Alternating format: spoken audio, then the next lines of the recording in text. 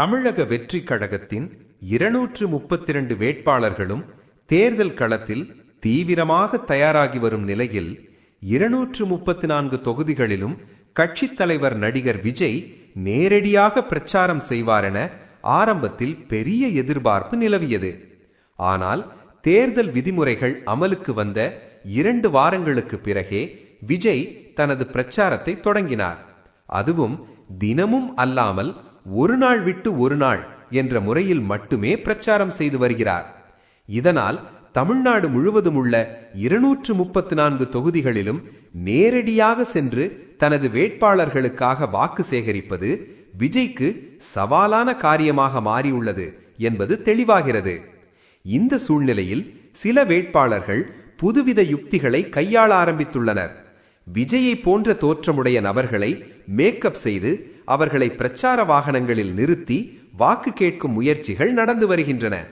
அதோடு விஜய் போன்ற உருவ பொம்மைகள், அட்டை படங்கள் போன்றவற்றையும் பயன்படுத்தி வாக்கு சேகரிப்பில் ஈடுபட்டு வருகின்றனர்.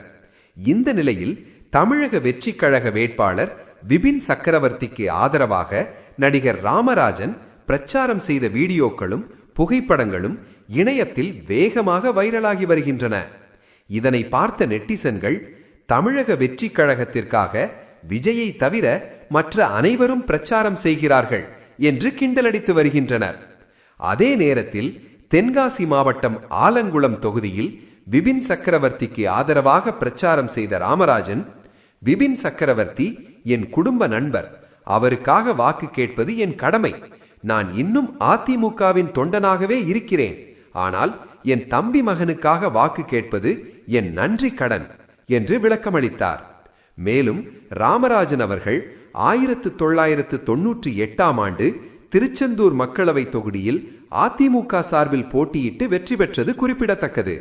இந்த தேர்தலில் விஜயின் பிரச்சார தந்திரங்கள் எப்படி விளைவுகளை ஏற்படுத்தும் என்பது அரசியல் வட்டாரங்களில் பெரும் எதிர்பார்ப்பை ஏற்படுத்தியுள்ளது.